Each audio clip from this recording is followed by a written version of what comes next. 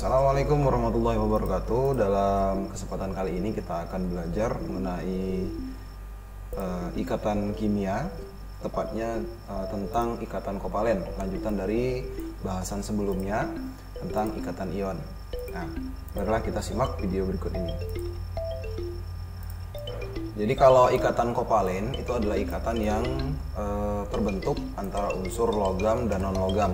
Nah, sementara untuk ikatan kovalen itu terbentuk ya karena adanya pasangan elektron yang digunakan secara bersama. Dan ini terjadi pada ya unsur non-logam dan non-logam ya. Unsur non-logam itu biasanya kalau di golongan utama terdapat pada golongan 4 ya, 4A sampai ke 7A ya. Sementara untuk 8A biasanya sukar berikatan dengan unsur yang lain. Oke. Jadi seperti yang kita bicarakan, terbentuk antara unsur non-logam dan non-logam. Lalu berdasarkan jumlah pasangan elektronnya digunakan ikatan kovalen terbagi menjadi yang pertama ikatan kovalen tunggal, lalu ikatan kovalen rangkap 2, dan berikutnya ikatan kovalen rangkap 3. Ikatan kovalen tunggal, di dalam ikatan ini terdapat sepasang elektron yang dipakai secara bersama-sama. Contohnya yaitu pembentukan CH4 atau gas metana, di mana CH4 terdiri dari atom C yang mempunyai nomor atom 6 ya, 6 di sini, sehingga kalau kita tulis konfigurasi elektronnya secara kulit 2, 4 ya. Elektron valensinya 4, sehingga kalau kita buat struktur Lewisnya di sini ada 4 elektron ya. Oke, sehingga kalau kita buat ya untuk berikatan mencapai kestabilan dia butuh 4 elektron lagi ya supaya dia stabil. Nah, lalu terdiri juga dari atom hidrogen. Hidrogen itu nomor atomnya 1, sehingga konfigurasi elektronnya 1. Dan kalau kita tuliskan struktur Lewisnya maka ada simbol titik 1. Dibedakan, kalau yang C itu simbolnya silang, kalau H tadi simbolnya titik, supaya memudahkan membedakan antara elektron dari unsur atau atom karbon dengan atom hidrogen. Oke, karena dia memiliki nomor atom 1 ya, di bawah dari 6 ya, 1 sampai 5 itu dia mengikuti aturan duplet, dia membutuhkan 1 lagi. Jadi duplet itu 2 harusnya elektron valensinya, karena di sini sudah ada 1 berarti butuh 1 lagi untuk mencapai kestabilan. Oke. Jadi kalau kita gambarkan atom C diikat oleh 4 atom H pada 4 sisi yang berbeda.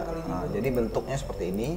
Sehingga kalau kita buat H di sini 2 ya, dipakai 1 dari H sendiri, satunya dari C. Jadi semuanya duplet, duplet, duplet, duplet. Sementara untuk yang C itu oktet ya, 8. Ya, jadi dia ngambil semua atom yang berikatan ya, elektron yang berikatan dengan dia ya. Dia punya 4 ditambah 4 lagi dari 4 atom hidrogen. Oh tuh ya. Semuanya berikatan. Ini yang berikatan disebut sebagai pasangan elektron ikatan. Jadi kalau sederhananya ikatan kovalen tunggal itu dituliskan dengan garis ya, garisnya 1, sehingga rumus molekul yang terbentuk adalah C1H4. jadi CH4 ya. 1 nggak ditulis angkanya. Oke, yang berikutnya adalah ikatan kovalen rangkap 2. Ikatan kovalen rangkap 2 terdiri dari 2 pasang elektron yang digunakan secara bersama. Pembentukan yang terjadi ya, yang ada ikatan kovalen rangkap 2-nya yaitu pembentukan oksigen O2, di mana oksigen itu memiliki nomor atom 8 sehingga konfigurasinya 2, 6, elektron valensinya 6, sehingga kalau kita gambarkan simbolnya itu ya 1, 2 ini adalah ikatan rangkap nanti ya, yang disusun 2, sementara ini adalah ikatan tunggal karena dia butuh 2 elektron saja untuk mencapai kestabilan ya. Oke. Nah, jadi satu ini yang atas sama, yang di bawah juga sama, oksigen juga, dia cuma butuh 2 oksigen untuk mencapai kestabilan. Nah, sehingga nanti kalau dibuat ya, nah, inilah yang nanti akan membentuk ikatan rangkap ya. Tuh, ini 8 jadinya ya, 2, 4, 6, 8. Yang oksigen sebelahnya juga 2, 4, 6, 8. Jadi yang berikatan itu akan dihitung. Oke. Itu namanya pasangan elektron ikatan. Yang tidak berikatan disebut pasangan elektron bebas. Jadi PEI dan PEB. Sehingga kalau dituliskan secara sederhana, pasangan elektron ikatan rangkap 2 ini dituliskan dengan garis 2 ya, 2 garis lurus seperti simbol sama dengan. Dan rumus yang terbentuk karena atomnya sejenis ya, jadi tinggal ditambah angka 2. Jadi O2, bukan OO tapi O2. Oke. Ikatan kovalen rangkap 3 sekarang. Ikatan kovalen rangkap 3 itu terdiri dari 3 pasang elektron bersama. Seperti halnya contoh pembentukan nitrogen atau N2. Nitrogen memiliki nomor atom 7 sehingga konfigurasinya 2, 5, elektron valensinya 5 ya, seperti ini, 2, 3, 4, 5. Dia akan membutuhkan 3 elektron. Jadi kalau 5 kan lebih dekat dengan 8, dia akan butuh 3. 5 tambah 3 jadi 8 untuk mencapai kestabilan ya, sesuai dengan aturan oktet. Nah, satu lagi N-nya sama, dia juga konfigurasinya 25, elektron valensinya 5, membutuhkan 3 elektron untuk mencapai kestabilan. Sehingga kalau kita tuliskan struktur Lewisnya, dia akan membentuk ikatan kovalen rangkap 3. Oke, nah, itu ikatan pasangan elektron ikatan. Sehingga kalau dituliskan secara sederhana, simbolnya menjadi 3 garis ya, 3 garis lurus yang sejajar. Dan rumus molekulnya jadi N2 karena atomnya sejenis ya, dia jadi membentuk molekul diatomik ya. Nah, ada pengecualian kaidah oktet, beberapa diantaranya yaitu senyawa yang tidak mencapai oktet, aturan oktet, lalu senyawa dengan jumlah elektron valensi yang ganjil, dan senyawa dengan oktet yang berkembang. Contohnya adalah BeCl2, beridium klorida, lalu boron klorida, triklorida, nitrogen dioksida, fosfor pentaklorida, dan sulfur belerang heksaklorida ya. Oke. Nah, ada satu lagi jenis ikatan kovalen yaitu ikatan kovalen koordinasi. Nah, apa sih maksudnya ikatan kovalen koordinasi ini? Jadi, ikatan kovalen koordinasi yang dimaksud adalah pasangan elektron yang digunakan secara bersama itu hanya berasal dari salah satu atom saja.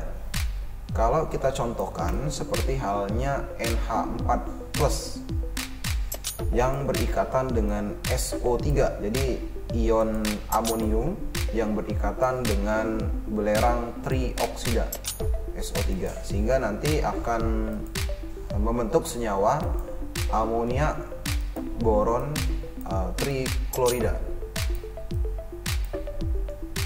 Nah, jadi contohnya ya seperti pembentukan SO3, sulfur memiliki nomor atom 16 Sehingga kalau kita buat konfigurasinya 286, elektron valensinya 6, sehingga kalau kita gambarkan ada 6 elektron valensi, ya, dia hanya membutuhkan 2 elektron untuk mencapai kestabilan. Oke. Lalu ada O elektron nomor atomnya 8, konfigurasinya 26, elektron valensi 6, dia akan membutuhkan 2 elektron untuk mencapai kestabilan. Sehingga kalau kita buat struktur Lewis dari senyawa SO3, di sini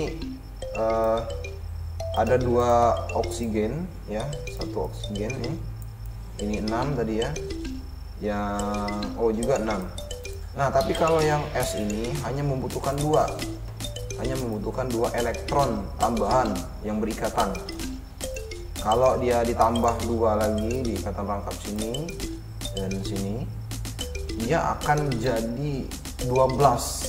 Nah, maka itu akan membuat sulfur memiliki elektron yang berlebih, sehingga dibutuhkanlah pembentukan ikatan kovalen koordinasi supaya dia mematuhi atau memenuhi aturan oktet, ya. Elektron valensinya harus 8. Jadi dia berikatan rangkap dengan 1 atom oksigen, sementara 2 atom oksigen yang lain dia tidak berikatan kovalen rangkap 2, tapi ikatan kovalen koordinasi. Jadi elektron ini digunakan untuk berikatan, tapi hanya berasal dari sulfur saja. Nah, ini ya, yang dilingkari ya, satu lagi yang ke kanan ini. Oke, gitu. Jadi dia termasuk ke dalam ikatan kovalen koordinasi. Nah, jadi kalau dibuat simbolnya secara sederhana, sulfur dengan oksigen yang di sebelah kiri itu berikatan rangkap 2, ya. Sementara yang ke atas, ya, karena elektronnya hanya berasal dari sulfur atau belerang, jadi dia berikatan kovalen koordinasi, ditandai dengan tanda panah ke atas dan ke kanan. Oke. Kalau dibentuk rumus molekulnya, dia membentuk rumus molekul SO3. Oke, good. Nah, ini adalah ikatan logam terakhir ya. Jadi ikatan logam itu adalah ikatan yang terbentuk antar logam. Kalau kemarin kita belajar ikatan ion, sekarang ikatan kovalen tadi, lalu ada satu lagi ikatan logam. Jadi kalau ikatan ion antara logam non logam, kalau ikatan kovalen non logam. Sekarang yang logam, ikatan logam itu antara unsur atom logam dengan atom logam, ya, sesama atom logam. Jadi terdapat ikatan logam, ya, yang di dalamnya ada elektron yang dapat bergerak bebas dan berpindah dari satu atom ke atom yang lain, yang disebut dengan peristiwa delokalisasi elektron. Nah, kalau kita lihat di sini, ini adalah penggambaran dari ikatan logam itu, ya. Jadi karena logam itu cenderung melepaskan elektron, ya, dan dia bermuatan positif, maka digambarkan positif semua seperti ini. Sementara di sini ada gambar yang warna hitam, ya, tapi agak kabur. Ini adalah melambangkan awan elektron. Jadi karena mereka melepaskan elektron, sehingga kalau kita lihat di sini ada banyak sekali elektron yang dilepaskan, sehingga disebutlah sebagai awan elektron. Dan karena terlalu banyak, maka disebut di sini lautan elektron. Ya. Nah, ada beberapa sifat khas yang tidak dimiliki oleh ikatan lain, ya, yang didapat dari logam. Yang pertama, bahwasanya logam sendiri merupakan penghantar listrik yang baik atau yang disebut dengan konduktor. Lalu dia memiliki sifat mengkilap, ya. Jika dikenai cahaya akan ada pantulan cahaya kembali, ya. Lalu berikutnya, dia juga merupakan penghantar panas yang baik.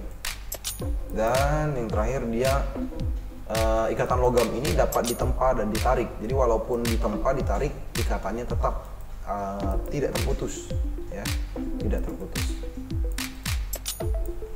Oke, ya. Itulah tadi penjabaran tentang ikatan kovalen dan ikatan logam. Selanjutnya nanti kita akan bahas contoh soal tentang ikatan kovalen dan ikatan logam. Oke.